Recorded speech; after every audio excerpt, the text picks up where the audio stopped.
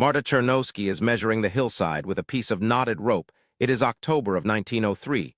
She is on her knees in the frozen mud, pressing her ear to the earth like a heartbeat her neighbors. Henrik. The Dalloways and old Pastor Bream are watching her from the distant road. They have been watching her for a week, bothered by what they do not understand. She is 31 hands cracked at the knuckle. Surviving on salt pork and boiled oats, she drives her marking stake into the earth at a precise angle. Then stands Marta, picks up her short-handled mattock. Henrik Sorensen rides his gelding to the fence. Marta. Henrik calls his voice patient, like he is speaking to a child. She doesn't look up. My bedroom, she says. Henrik looks at the hillside. Your bedroom, Henrik repeats. Marta simply replies, yes. Henrik rides back to the road that evening. He tells everyone at Haverson's trading post there is laughter, the kind that is also worry, relief, and judgment. Old Pastor Bream shakes his head. That Polish woman has finally cracked, but Marta knows something from the old country, something about the cold. It is a cold the Alberta foothills cannot yet imagine. Not yet. She keeps digging into the frozen hillside. The wound driving her is simple. She lost a child. His name was Thomas, 4 years old, in the winter of 1901. A fever rose on Tuesday and wouldn't come down. The cabin couldn't hold heat. Logs were green and chinking crumbled. The temperature fell to -43 degrees Fahrenheit. The 8-inch pine walls were losing the battle against the cold. Thomas was buried in the churchyard on a February Saturday. The frozen ground required 4 men to dig all morning. Peter stood at the grave, face broken, hat in hands.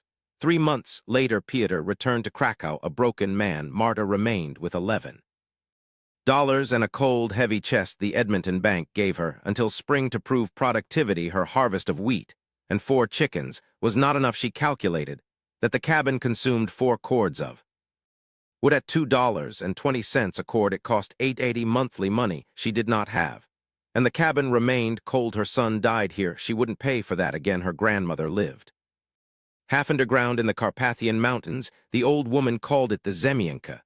The earth house inside. The temperature never dropped below freezing regardless of outside. Marta remembers the smell of clay roots and tallow. The earth remembers summer. Her grandmother said it shares for 2 years.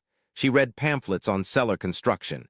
She found a German book on cellars at church. An article described soil temperature at 6 feet depth. Soil remains between 44 and 52 degrees year-round.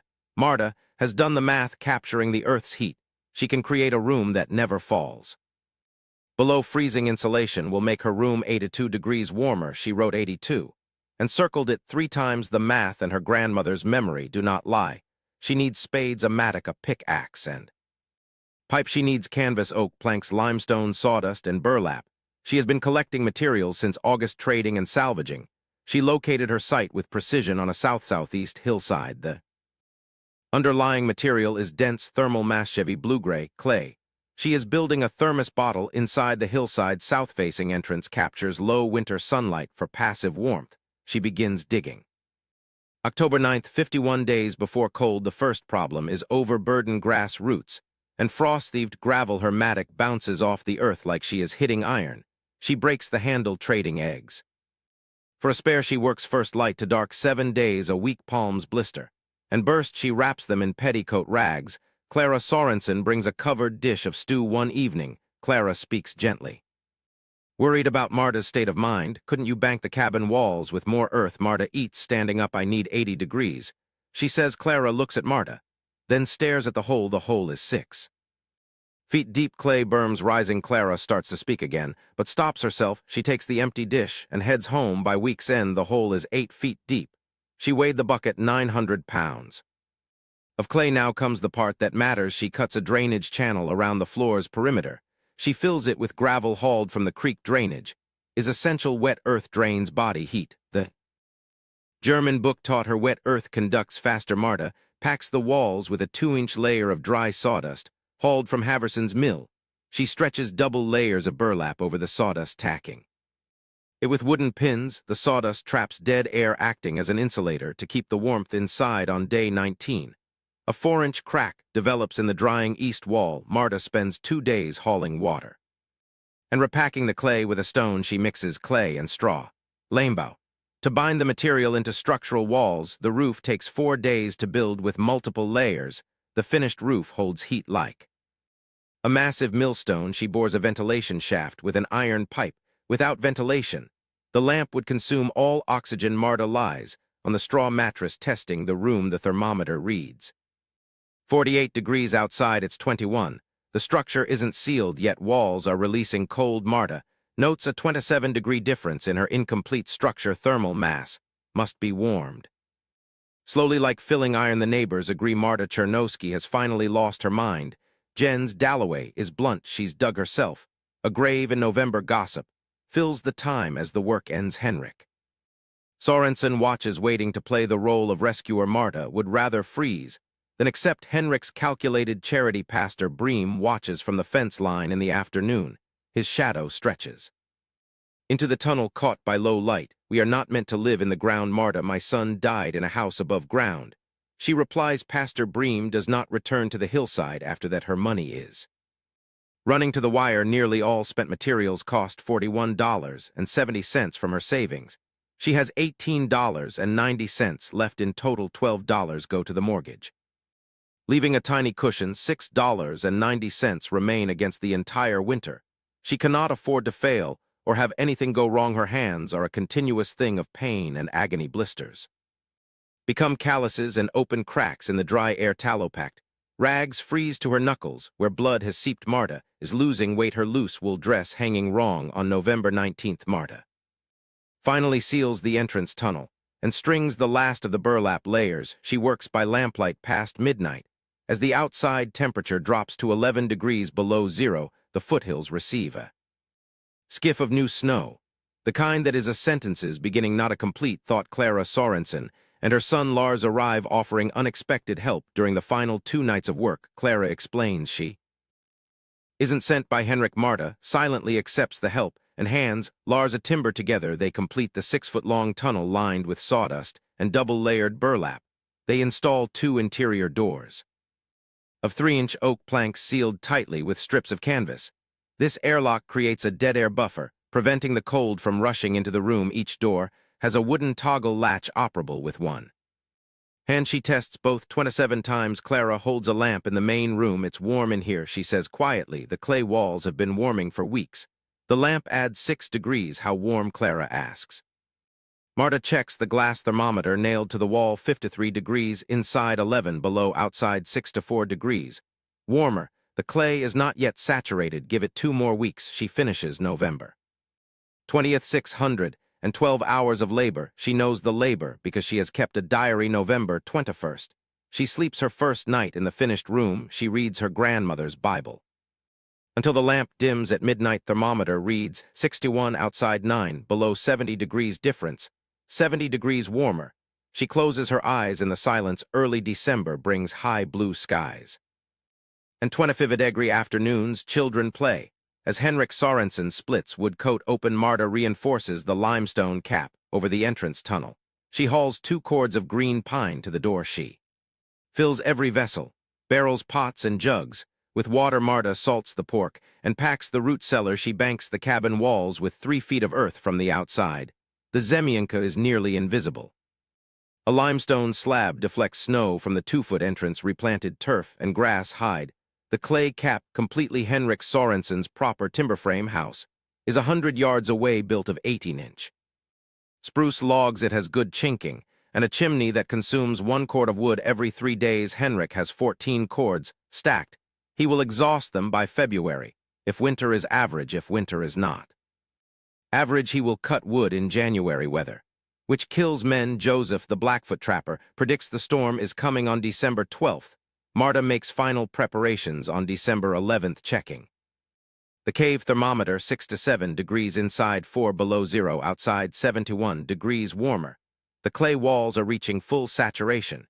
She is ready. The storm arrives at 3 in the morning on December 13th, 18 hours later than Joseph predicted. It is close enough. She hears it coming in the underground room with both doors sealed. She should hear nothing. What she hears is like a door closing firmly, a concussive pressure change.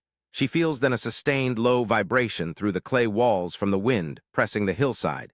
She checks her watch. 3:17 a.m. lamp lit thermometer.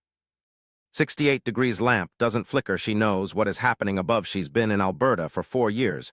She knows 40-60 versus 80 mph wind, and 60 below lung-burning air she knows. The silence after a blizzard when everything found shelter or stopped moving. Henrik Sorensen is awake. Wind is pressing through his logs in ways never experienced. Every place his chinking is failing. Cold at this intensity changes the rules. The cold does not wait for gaps, it creates them. It contracts the wood, opening microscopic channels previously sealed tight. By 5 a.m. Henrik's house is 38 degrees Fahrenheit. Inside, Clara moves the children to the kitchen. By the stove, Henrik burns a quarter cord of wood. Before dawn arrives, the stove glows at the seams, keeping the kitchen at 48. The Dalloway brothers are in worse condition. Houses built quickly. Jens Dalloway runs out of firewood at 9 a.m. He burns his furniture, chairs, table, and a shelf unit. By 2 p.m. he is burning his fence boards. Jens breaks his woodshed wall to burn his structural lumber. Old Pastor Bream's house is stone-resisting mass, but single-pane windows leak freezing cold. He has nailed heavy blankets over every window to block the cold. Sitting wrapped in every blanket he owns, Pastor Bream reads his Bible. He is not afraid to die, but not in his own parlor. The storm peaks at minus 58 degrees. With concussive 73 mph gusts, exposed skin freezes in 30 seconds. An axe drop cost noses. This is the peak Marta Czernowski has been preparing for. Inside the earth room, the thermometer reads 61 degrees Fahrenheit. 9,000 pounds of clay release heat slowly through the room. Sawdust insulation and airlocks trap the heat inside the dugout. The iron ventilation pipe prewarms the incoming to 38 degrees. The cast iron lamp adds 8 additional degrees of warmth. She does not burn a single extra cord of wood tonight. She heats the room with the earth itself. At the storm's peak, the temperature differential is 119 degrees. She has exceeded her own prediction by 37 degrees. The storm breaks suddenly on December 15th. Late afternoon, Marta comes out of the hillside. Wearing her shawl, she is warm. She is completely, almost insultingly warm. Snow on flat ground is nearly 3 feet deep. Henrik's chimney smoke means he survived the catastrophic storm. Inside her cabin, 22 degrees. The door required a kick. The wash basin and kettle are frozen solid. The cabin needs an hour to warm. The structure remains undamaged. The roof has held, and the walls are whole. Henrik Sorensen watches from his porch, then approaches Marta through the deep snow. Henrik looks at the hillside, the low door, and Marta standing in her shawl. You're all right, Henrik says. Marta confirms her voice steady. In my kitchen, with the stove running, it was 29 degrees. Henrik nods at the hillside, asking about the temperature. Inside, 61 degrees at the peak. Marta reveals lamp burning. Henrik is silent for a moment. By God, Marta. Jens Dalloway arrives on foot. A young man who was wrong. I burned my furniture and my north wall boards. I nearly. Can you show me how you did it? Show me how. Marta looks at Jens, remembering her grandmother and the ancient chain of women passing warmth. Come on Saturday. Marta says to Jens, bring something to write with. Clara Sorensen arrives a week later with another covered dish. Clara reveals that Henrik is humbled and wants to build a dugout too. He can come Saturday too, Marta says, inviting her neighbor. Old Pastor Bream sends a note via a Dalloway farmhand. The Lord works through many instruments. I was hasty in my judgment. Marta reflects on what she actually did. The why beneath the how. Her grandmother didn't need math. She simply knew what worked. A chain of women passed down warmth through the centuries. A woman felt the ground's warmth and thought. Here Marta writes in her diary, we mistake the familiar for necessary. It's 63 degrees inside, while outside stays negative 27. The ground has always been warm. We simply forgot to ask. She thinks of Thomas not with tears, but as a map. She plans for spring, a garden, milk cow, and root cellar. She survived because of what the cold taught her. Warmth isn't always bought. Winter is not just to endure. Marta thought that once in a drafty cabin with $11 in October she heard what the earth was offering. The answer was older than stoves, timber, or winter knowledge. Was in the ground's constant 50-degree dream. A hillside can look like impossible labor, or a solution. It is the old thing your grandmother's grandmother knew. Marta lies in 61 degrees of earned warmth, listening to the wind through the clay. She is warm. Die erd vergest, den sommer, nicht. The earth does not forget summer, neither does she the final sunset over absolute still white.